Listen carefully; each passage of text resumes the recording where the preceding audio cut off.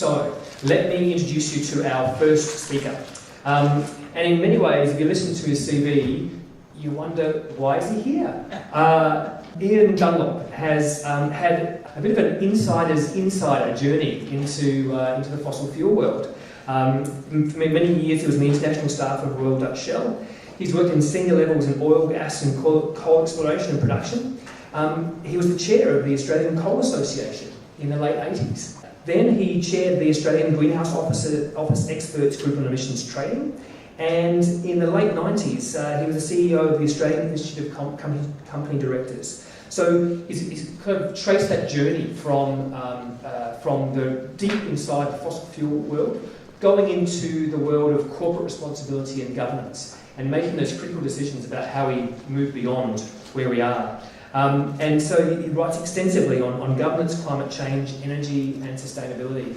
And it's a real honour and privilege to hear from someone who has got such an intimate knowledge and can tell us how we can get out of this mess. So please make welcome Ian Dunlop.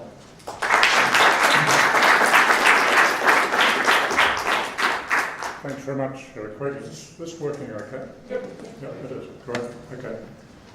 Well, thanks very much for the invitation to speak to you this evening on what I think is the most critical issue the world currently faces, to be quite honest. And if everything's working, it's basically the fact that if you really want to seriously address climate change, you are going to have to move to a completely different level of action from the one that's being talked about, not just in this country, but globally. And this is not something that's going to get fixed by the UN negotiating process that's currently going on. And I'd just like to really go through why that is the case. So what I'd like to do this evening is talk about firstly the global challenge, which is not the official version you hear. Secondly, to look at what Australia's been doing about it and how that fits within the global framework.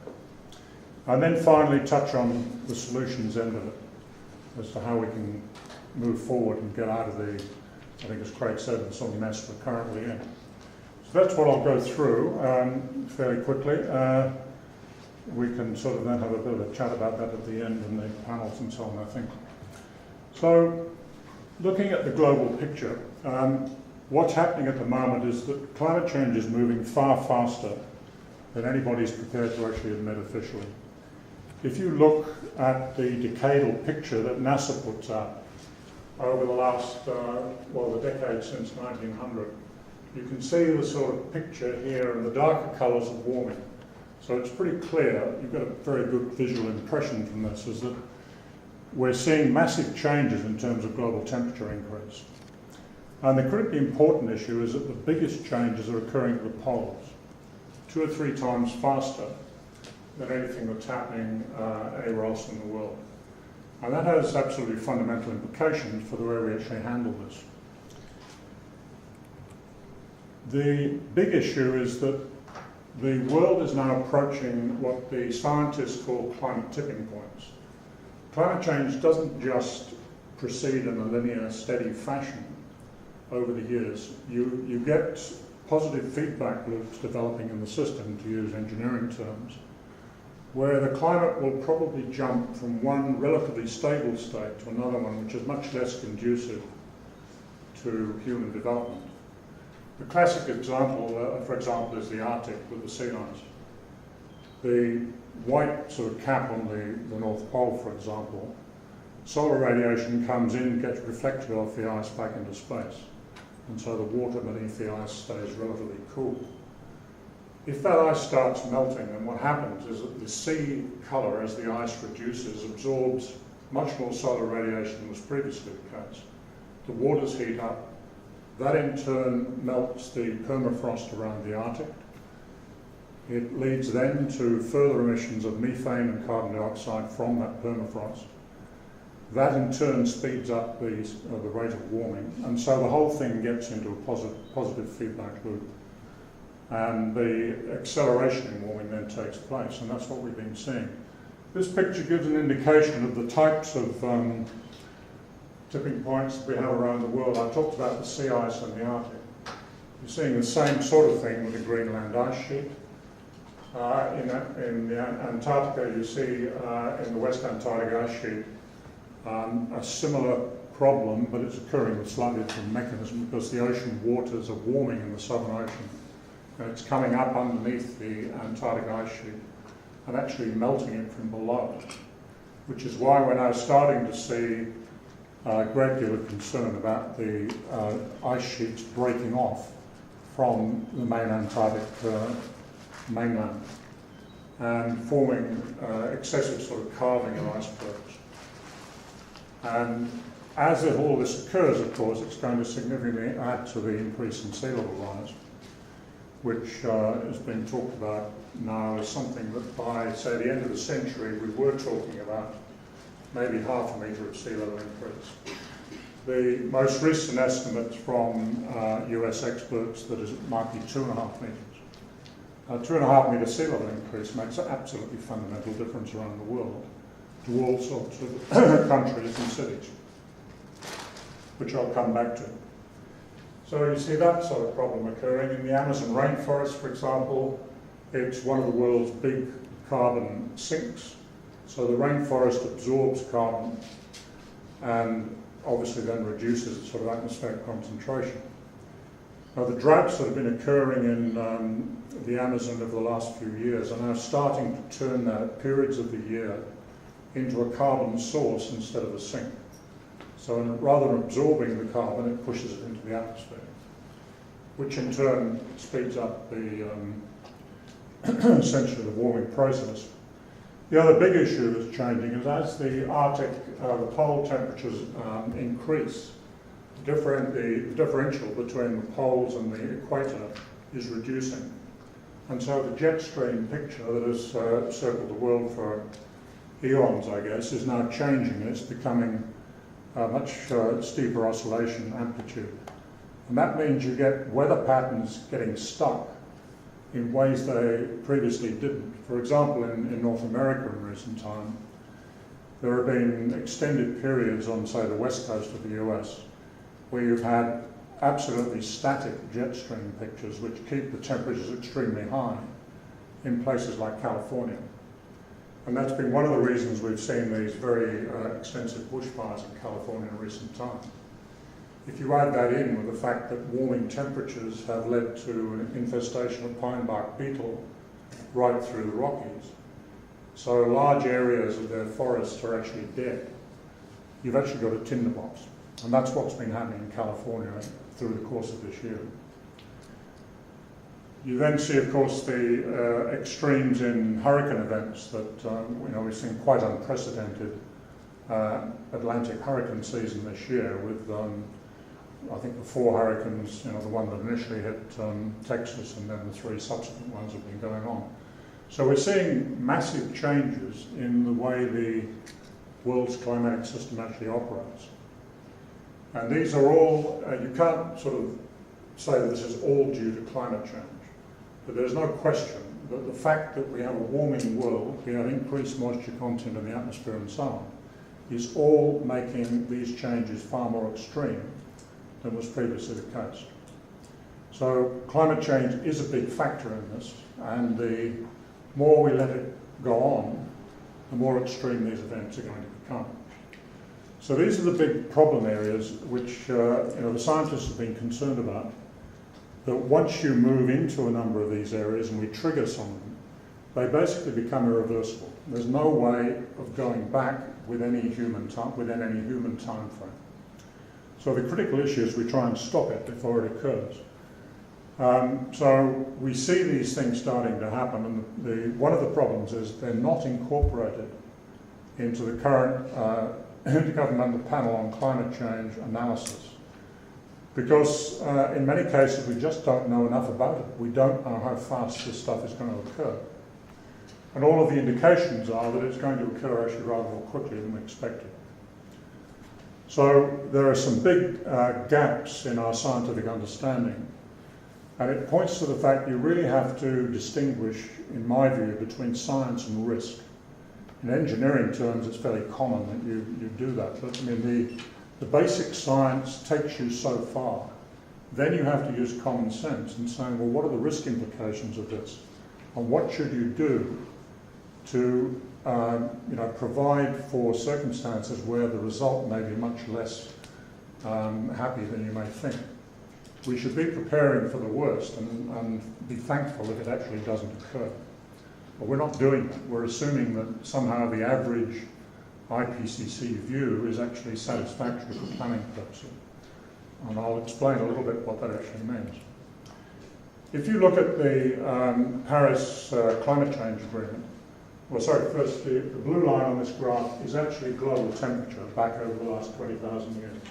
So you can see the temperature increased initially over the first 10,000 years of this period, and then we entered this so-called geological Holocene period, which is over the last 10,000 years, which is pretty much when humanity as we know it really developed.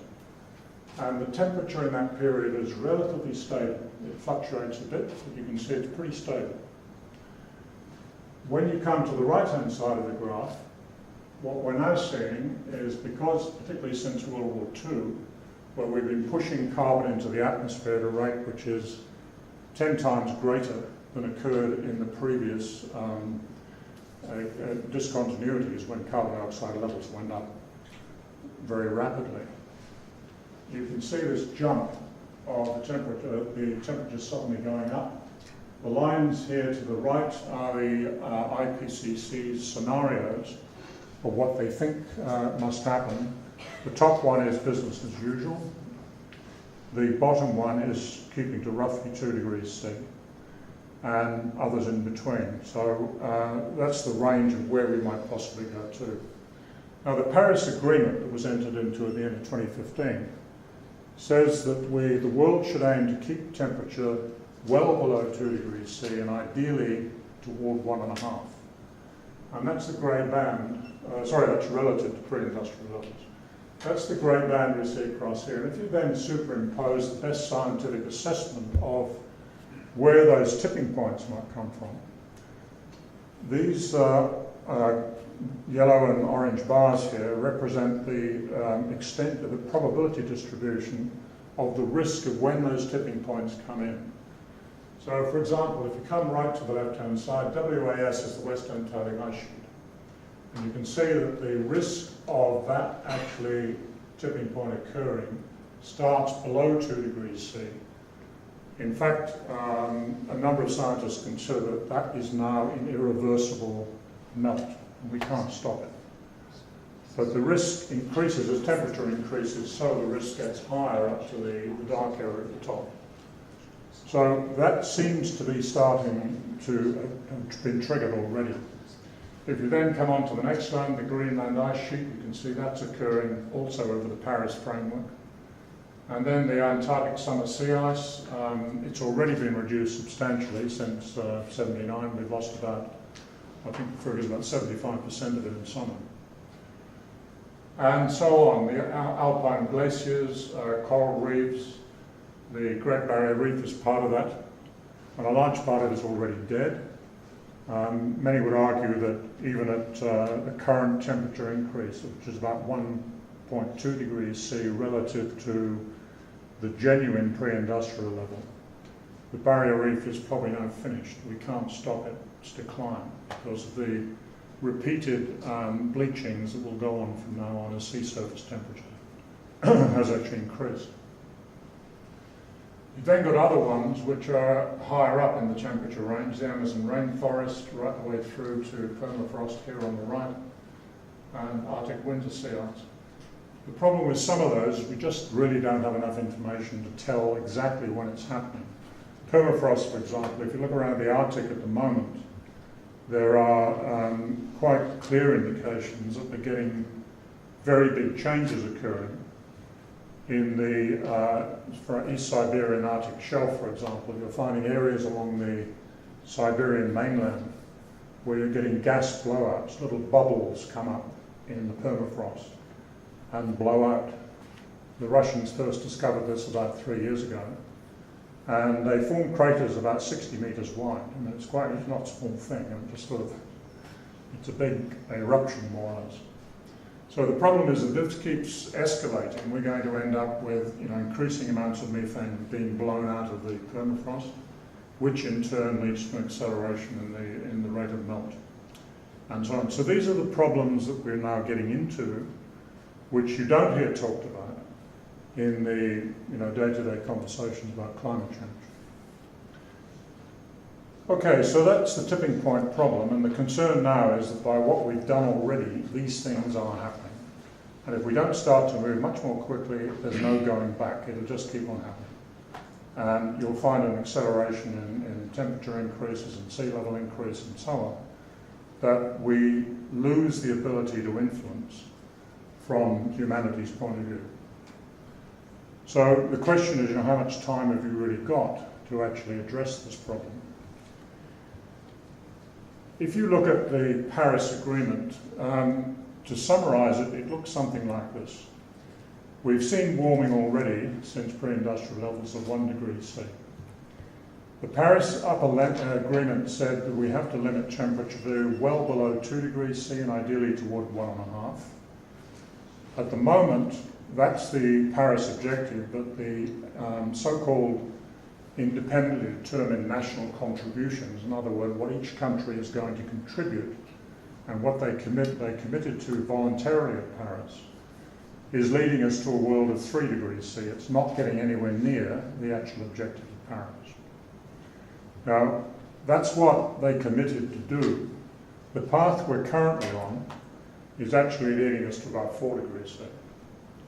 So if we manage to, everybody actually does the right thing and commits to the Paris outcome, then we'd be 3, but at the moment we're on a path to 4. And there's no sign that we're actually moving fast enough to get off that 4 degree path.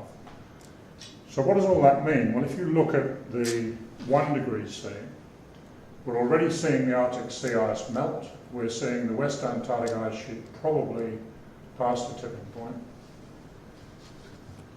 At 2 degrees C, the scientific world considered 2 degrees C originally to be the boundary of dangerous climate change. And the view was 10 years ago, 15 years ago, that 2 degrees C was the limit we should not exceed. Now, there wasn't actually any great scientific validity to that. It was more a matter of saying, well, look, we think we can achieve that.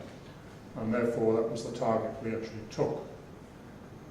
What now turns out is, because of the evidence we've seen since, is that this is now the boundary of extremely dangerous climate change. We certainly shouldn't go above it, and we really should be aiming to stay well below.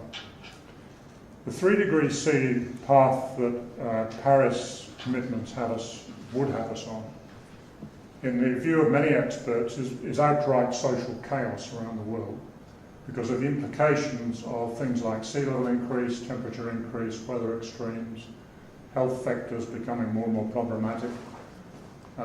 You'd have large numbers of people having to move because of encroachment on major cities around Asia and Europe and so on. And a major problem, I think, for global governments as to how you're going to manage that process. 4 degrees C is considered to be incompatible with an organised global community. There's just going to be so many major changes occurring that the whole idea of the global community as we know it would be completely disrupted.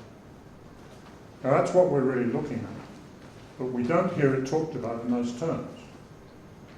I mean, people seem to think that, okay, 3 or 4 degrees C, fine, we can somehow work our way through that. I mean, John Howard's famous comment from a long time ago about, doesn't seem a big temperature increase, you just take your sweater off. Well, I mean, that's the attitude that still exists, unfortunately, in many of our leadership positions.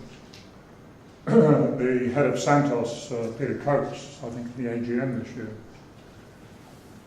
expressed the opinion that the planning they were doing for their future sort of operations was based on the idea of a 4 degrees C world, which was perfectly satisfactory from the point of view of planning, a future sort of environment we'd be operating in.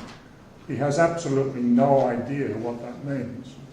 And sadly, the understanding, I think, among senior people in both politics, the corporate world, and in many other parts of society, is frankly abysmal, because the people do not understand this. And a large part of the reason is that we've never really had the honest conversation about climate change that should be taking place. So what this means is that we are actually on a path to an existential crisis unless we find a way of reversing this whole process pretty quickly. If you look at the implications of Paris in a slightly different way, this is a picture of the emissions globally that we've seen the grey line to the left-hand side here, historically. And then you say, well, what do we have to do to basically achieve the Paris objective, say 2 degrees C?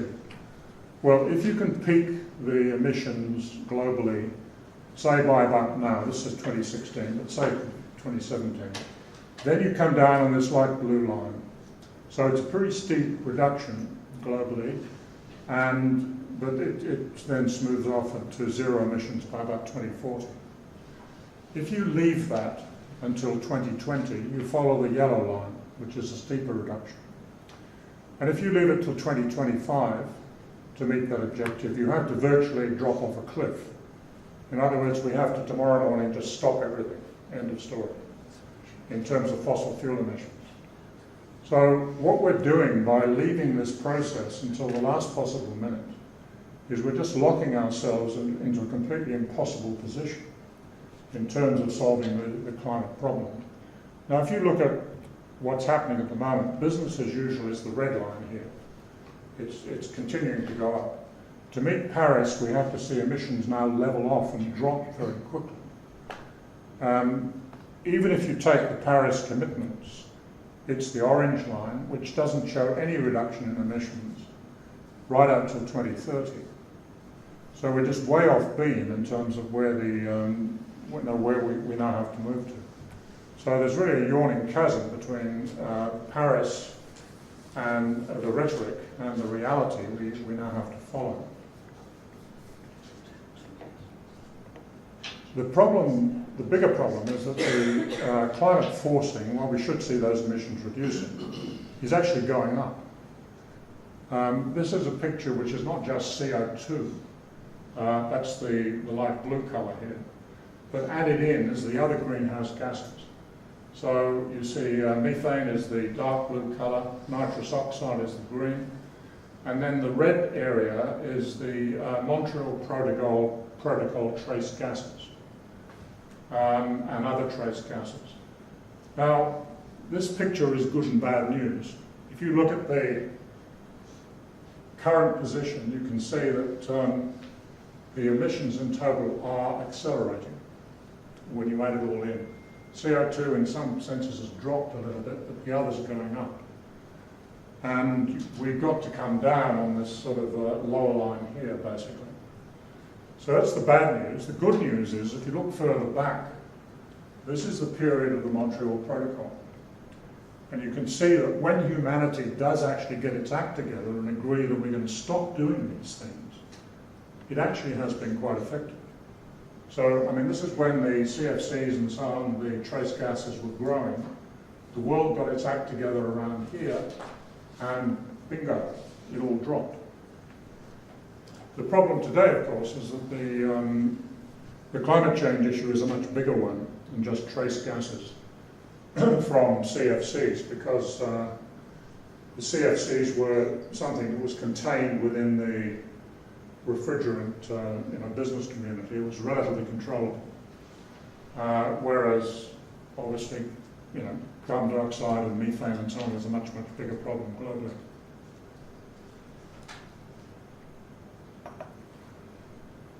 So it can be done, but it needs an understanding of the fact that the problem is very different from the one we're being told about officially. Now, how do we stay below the Paris limits? Well, this is a picture, I'm sorry this is rather small, but something's missing. Okay, this set of circles here represent the fossil fuel reserves and resources in the world. The big circle, the ochre one, is the resources we know we've got of fossil fuels. That's not what we can necessarily produce, but we know that that is there under certain economic conditions. The central circle are actually reserves that we know we can produce at with current technology and current costs. And then the inner circle, the darker red, are the developed reserves. That's what we're currently producing from in our coal mines, our oil and gas operations, and so on. And so you move from resources to reserves to developed reserves in the classification and the way in which mining actually works.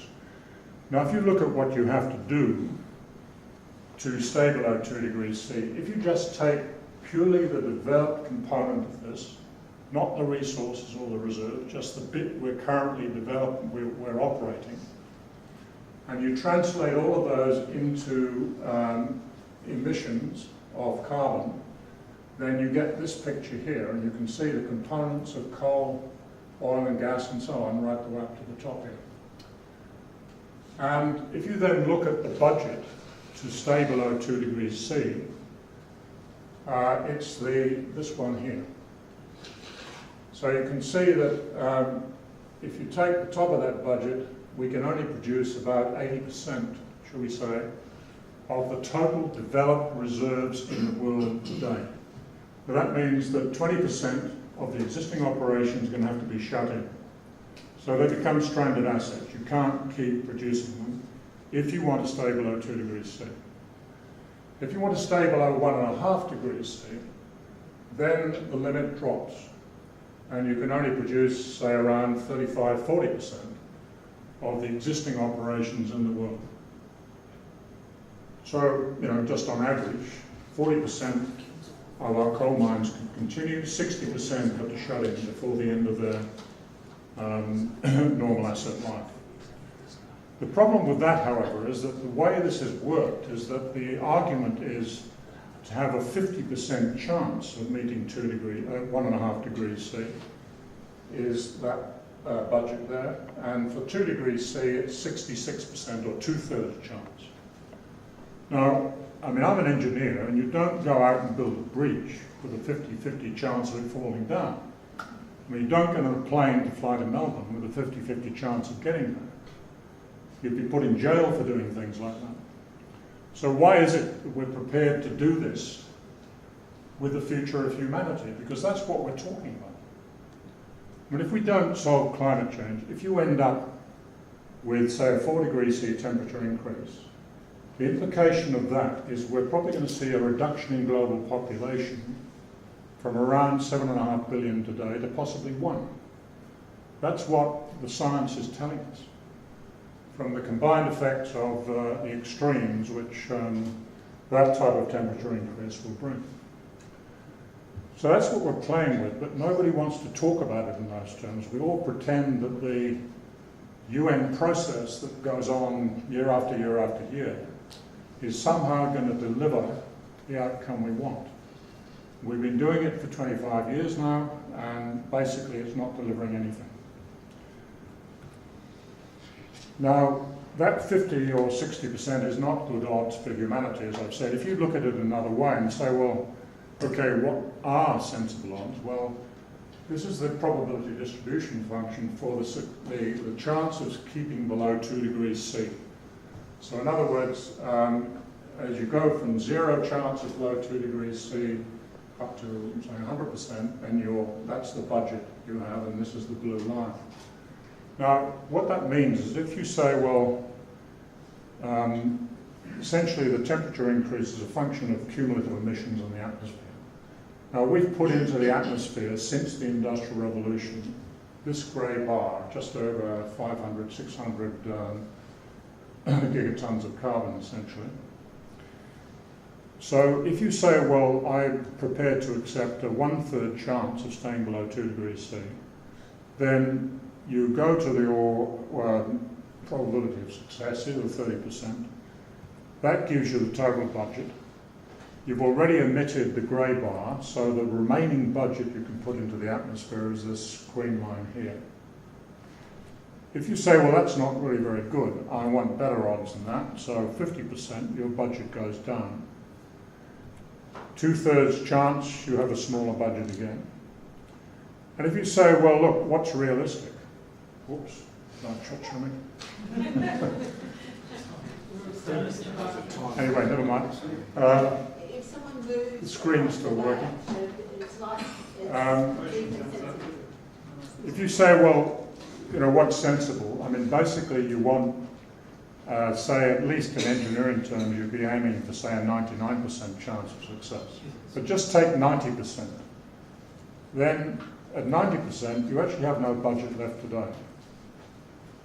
So, that means that we should, tomorrow morning, stop the use of all fossil fuels.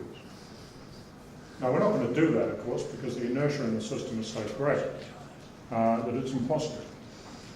But that fact should be reflected in the urgency with which we address this problem. And it's not being. We're assuming that somehow we can build the Adani mine and it'll go on for its 40 or 60 years or whatever it is, and all will be well. That you know, Australia will reap the benefits of all of that, that we will gradually find ways of reducing our emissions, and in the long run, everything will work out.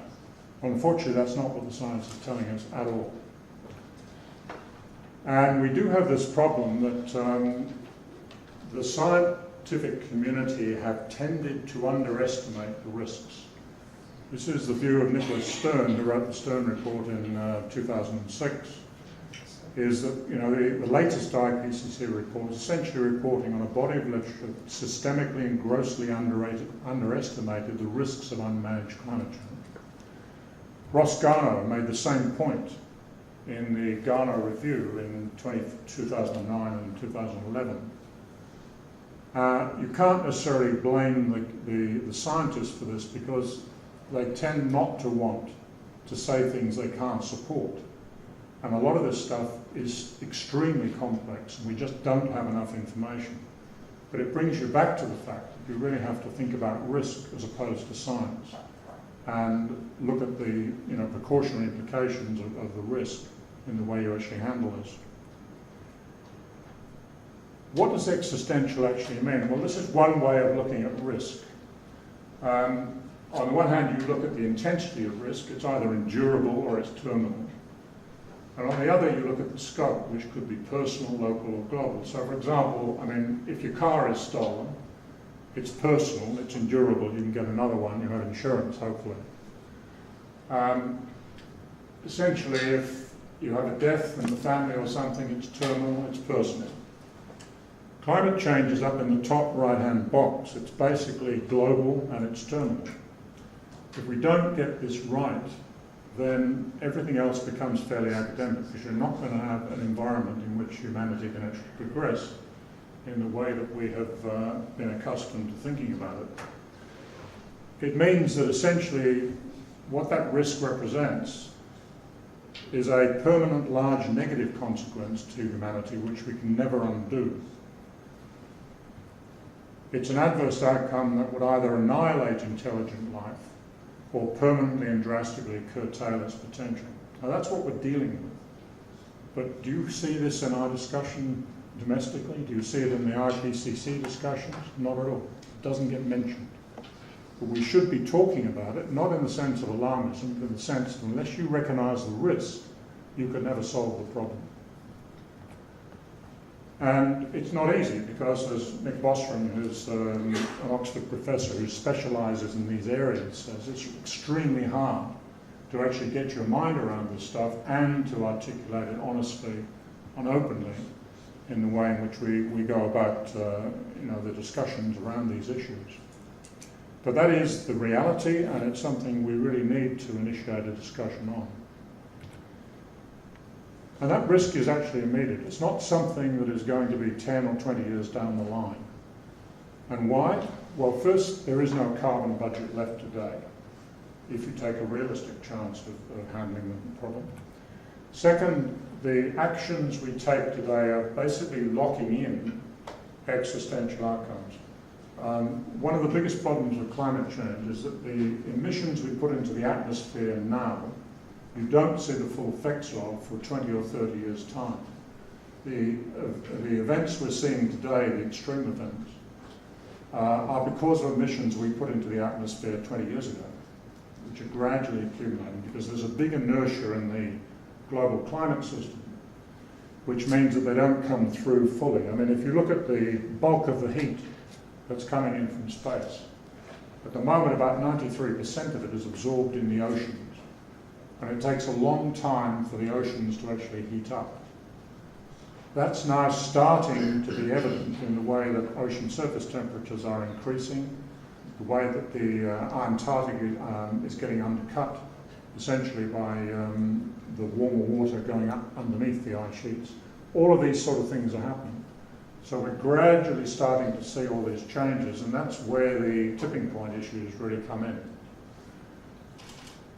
So if we go ahead and build more coal mines, more oil and gas operations, coal seam gas and so on, all we're doing is locking in stuff we can never get away from.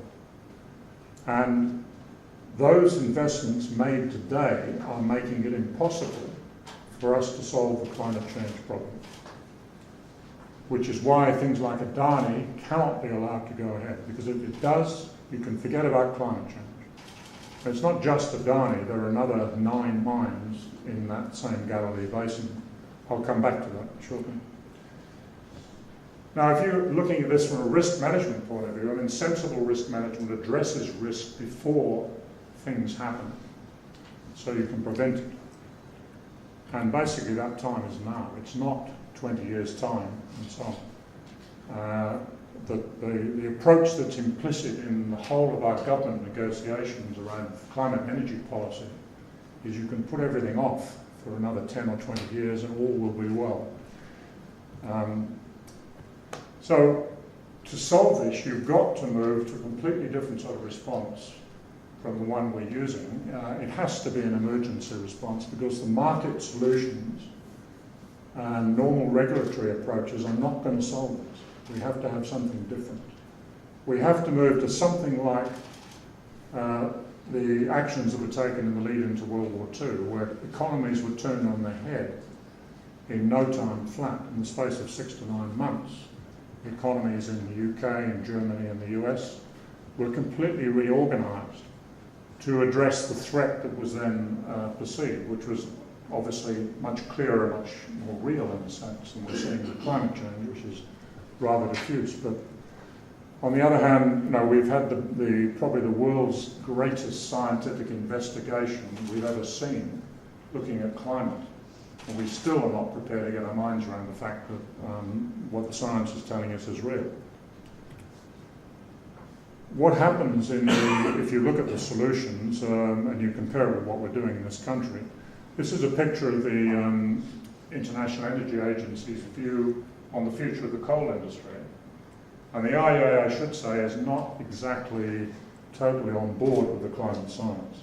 But even with the IEA, it's showing that the grey bar here, which is coal, is basically going to be gone by 2040, unless you have carbon capture and storage, none of which is basically working at the present time.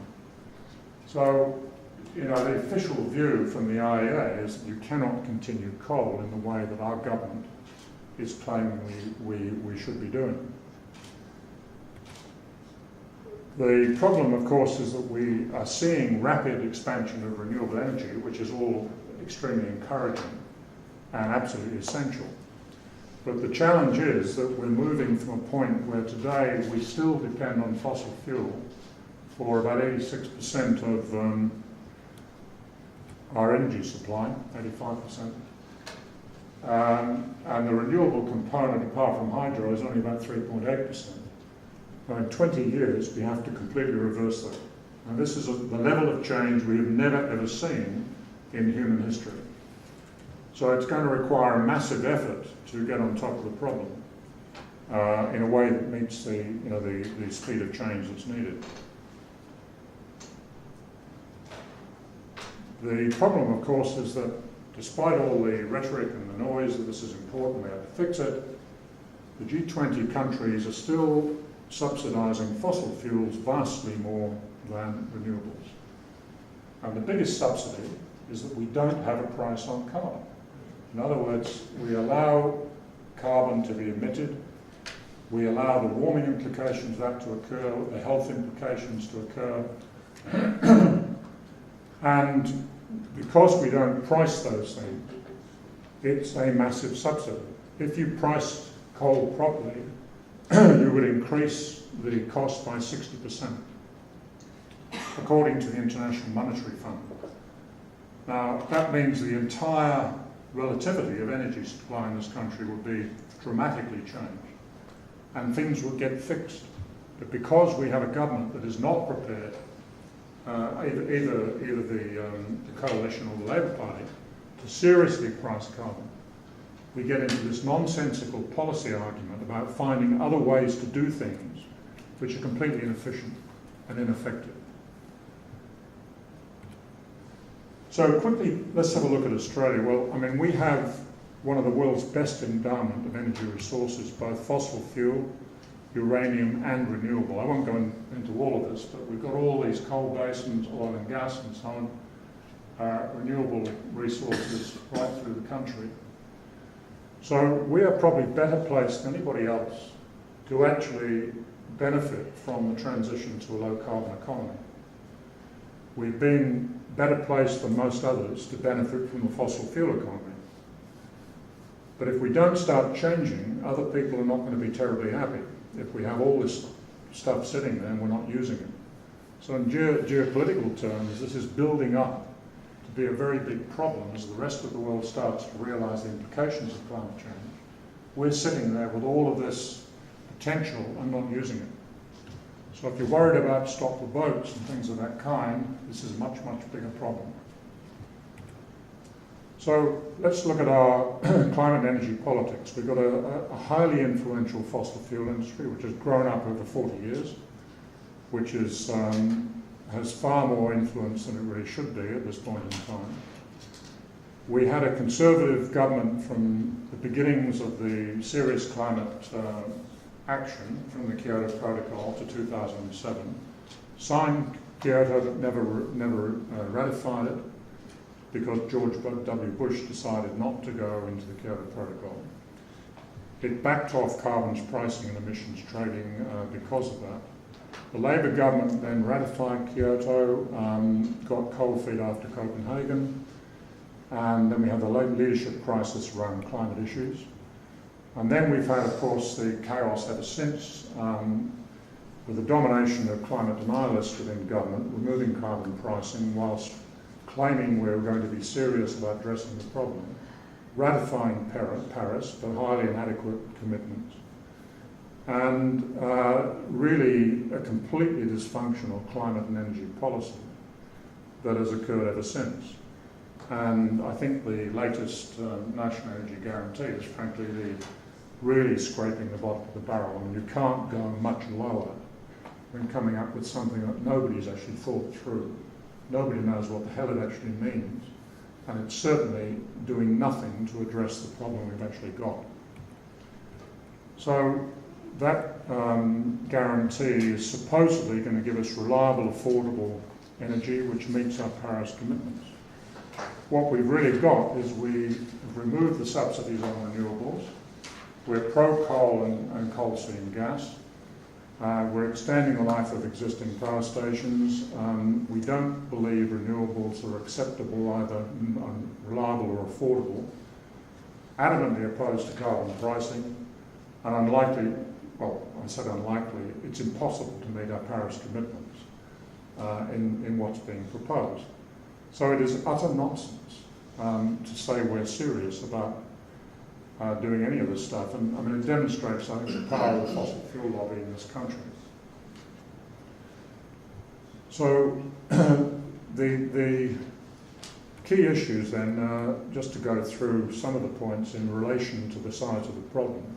I mean, clean coal is not clean, it's an oxymoron. It drops emissions by about 30% relative to the normal level of emissions from a conventional power station, which is a help, but it doesn't solve the problem if you have no carbon budget. Carbon capture and storage, we've spent millions on research, and there is no major project working anywhere in the world apart from those that are re-injecting carbon into oil and gas reservoirs. And that's not new. That's been done since the 70s. I was doing it in the North Sea in the 1970s myself as a young engineer. But doing it away from existing oil and gas reservoirs is a completely different issue. And it's much more expensive, much harder. And it's not working, even though everybody's saying this has to be the way of solving our Paris problems. The Healy coal-fired power stations, again, they reduce emissions relative to the earlier ones, but they don't solve the problem because you still have relatively high emission levels coming from them. And the argument that we should be putting them into North Queensland, for example, is utter nonsense. I mean, it's based on the idea that somehow Paris, somehow the rest of Asia is doing this, and therefore we should be allowed to do the same. Now, China and India are actually putting a lot of these things in, but they're getting rid of older power stations, and they've been putting these power stations in for some years now. But they're now cutting back on this as well because they realise that they can't sustain it. And if you go to Delhi at the moment, you see probably some of the worst pollution the world has ever seen. It was Beijing. Delhi is now the pollution centre of the world. And everybody is now backtracking very quickly on these things. So why we want to put them into northern Australia is beyond me. What's more, they're far more expensive now than renewables. If you look at gas, you get gas from a number of different areas: LNG, coal seam gas, type gas, shale gas. LNG may be Northwest Shelf, for example, a conventional gas reservoir, may be a partial solution temporarily to our problem, because those reservoirs are very contained. But coal seam gas certainly is not, because the leakage rates, if it's much above 3% leakage to atmosphere, then it's worse than using coal, because methane has a much higher warming potential than CO2 has. And most of the evidence from the US and I think from Australia indicates that the leakage rates are probably somewhere in the 7 to 15% range. And the same risks apply in tight gas and shale gas. So gas is by no means a solution to our problems. Renewables, of course, the cost is coming down, the reliability is going up, you have to have storage and various things, so that is a plus point, but it's coming off a very low base. Nuclear, my own personal view is we can't afford to ignore it. Not the old nuclear, but the newer technologies coming in, which are smaller scale and fail-safe, if it's proven to work, because of the size of the problem. The Chinese are doing a lot of work on this at the moment, and some parts of the US actually the same. So I think you have to be sceptical, but you can't just write it off if the technology actually works. And then, of course, you have export coal and dyeing. So 20 years of failure to address climate change policy have really resulted in rapidly rising energy prices in this country and a complete disconnect between our real climate challenge and the types of policy we're putting in place. If you look at Adani, just quickly, the problem is quite simply this. That's a picture of where coal consumption has gone over the last 40-odd years. And the big issue is that China, from 2000 to 2012 roughly, doubled its coal consumption from 2 to 4 billion tonnes a year. Now, by doing that, the Chinese have probably put the world above 2 degrees C. They now realise that they have to reverse that, so they're working extremely fast to turn that around. But the big problem is that India, which is the orange one here, were to follow the Chinese path, then we're on an absolutely suicidal path globally. So somehow India has to be convinced not to do that. And a lot is going on. I think the Indians are now moving very quickly into renewable energy. not least because of the same pollution problem that forced China to change as well.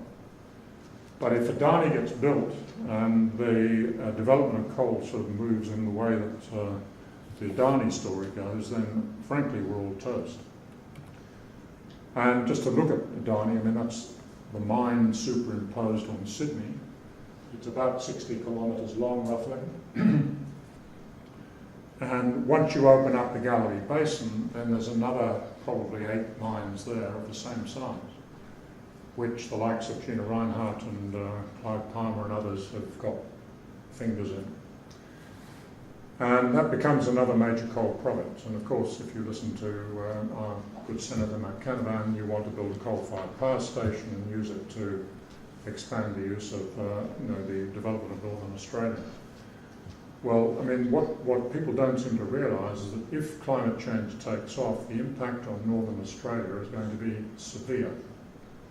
And it's, the idea that somehow you're going to provide an economic bonanza to Northern Australia by developing coal is just utter nonsense. So why is this all happening? Well, the global financial crisis in 2008 is a bit of an analogy. When that occurred, the Queen was at the London School of Economics, and she said, well, why did nobody foresee the timing, extent and severity of the global financial crisis? And then she had all of the best economists in the UK assembled. They came back about a year later and formally said, look, a psychology of denial gripped the financial and corporate world, the failure of the collective imagination of many bright people to understand the risks to the system as a whole. And that's the problem we now have with climate change, is that there is a systemic risk in the system which nobody wants to talk about. We're all going round and round it, pretending this can get fixed by the UN negotiations and so on, but the problem is not the one that the official world is talking about. And so we're repeating the same problem that occurred during the GFC. Nick Gowing and a colleague have done a lot of work recently. This is a fellow who used to be one of the senior commentators in the BBC, looking at the problem that increasingly around the world there is a concern that the really big issues are not getting addressed by our leaders. And what they produced a report called Thinking the Unthinkable, which is quite interesting reading if you are into that sort of thing. But it says, what we're seeing is a new fragility at the highest level of corporate and public service leadership. The ability to spot, identify and handle unexpected, non-normative events is inadequate at critical moments. A deep reluctance, or what might be called executive myopia, to see and contemplate even the possibility that unthinkables might happen. And climate change is a classic example of this, where nobody at the senior leadership level is engaging with what the problem really is. And what does that mean? Well, I mean, you've got the famous black swan issue that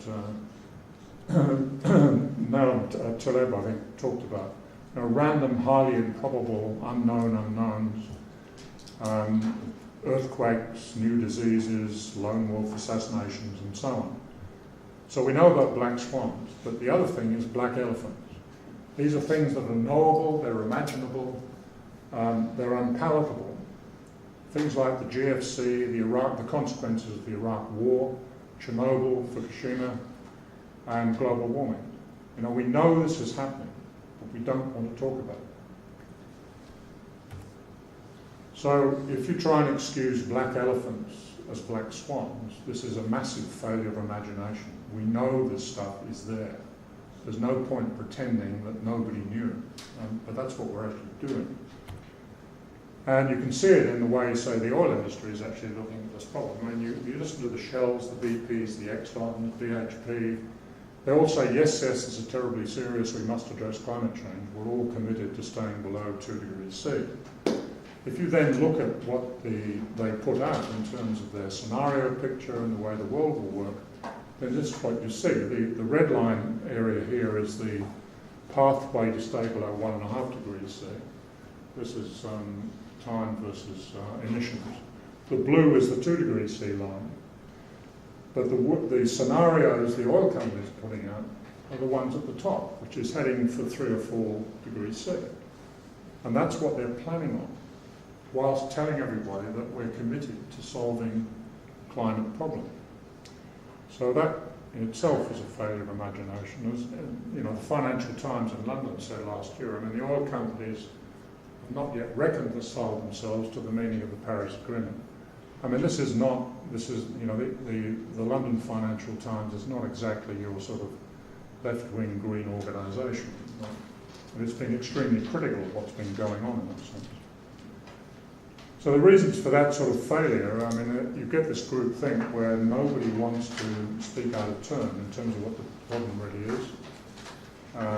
Silos, people not cooperating, which we've seen in the 9/11 problem. Executive short-termism, and so on. And I won't go through all of them, but basically you end up with this sort of reluctance to really focus on anything which is outside the conventional box. So the big question we have then is who at the highest level of leadership in the corporate public service will take the bold risks required, not gradually or incrementally, but decisively, to address these issues.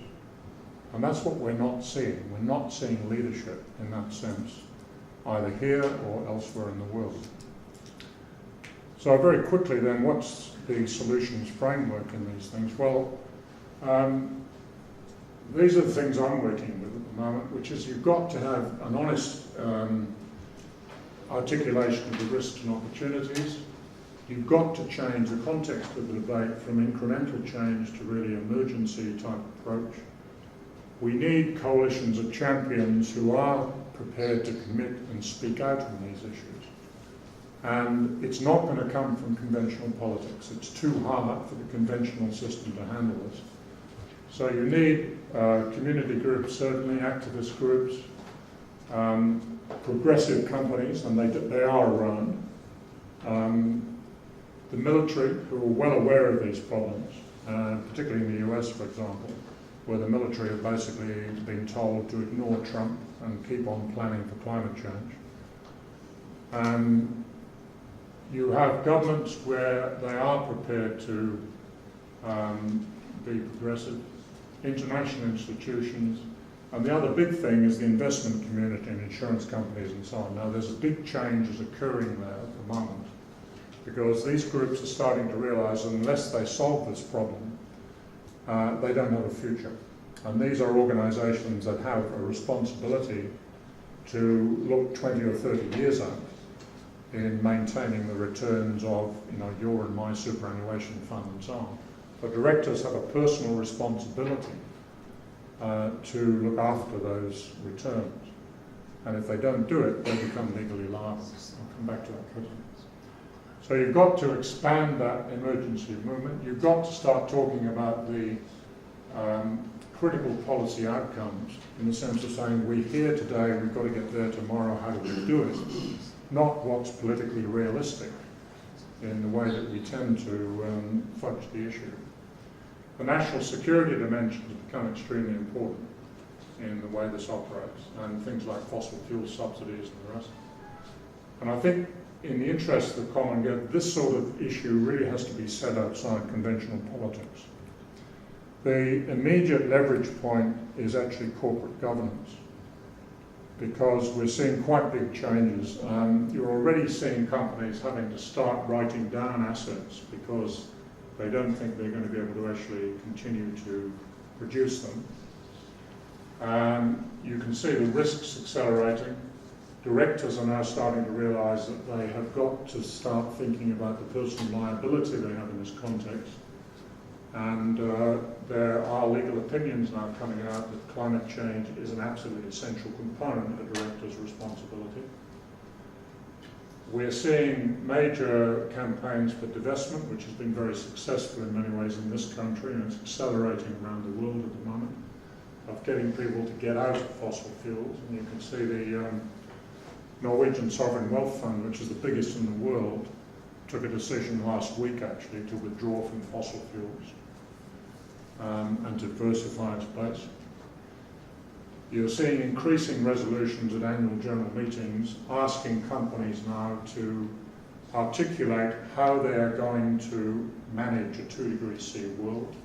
It's not quite yet where it's got to be because companies are still being asked to say what would happen if governments introduce legislation. That's not really the right question. The right question is, what are you going to do as a company to achieve a 2°C world? And that's a different issue. But it's getting there. And you're starting to see legal action being taken against recalcitrant companies and directors, which is now starting to mount up. And then finally, increased regulation. The Bank of England have now brought in a requirement, it's voluntary at the moment, that companies on the London and New York Stock Exchanges have to now disclose their carbon risk. And that will become increasingly onerous, I think, on companies. APRA in Australia has now started to ask for the same thing. So all of this is moving, but it's not moving anywhere near fast enough, unfortunately. So just to summarise, I mean, what we are is a classic example of the dangers of climate denialism. It's particularly dangerous for us because it's one of the hottest and driest countries, continents on Earth, and we're most exposed to the impact of climate change. The economic cost to us is already substantial, and to countries like the US, for example, where the damages this year from the hurricane season are going to be enormous. And you can really see that in the results of insurance companies around the world, actually. We're not going to get political leadership on this, given the corrosive nature of the debate. And so really we need community, business and media to fill that vacuum. And that's the role I think we all have, is to up the ante on these things and start a different sort of conversation to really focus on what the real problem is. So thank you very much. And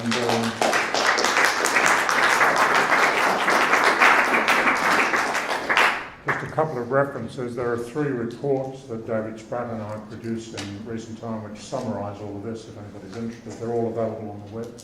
Great. And what you do tomorrow morning, sign a climate emergency petition. Thank you very much. And they're all on the table. Thank you, Ian. It's profound and sobering. I think the 2 words that jump into my head.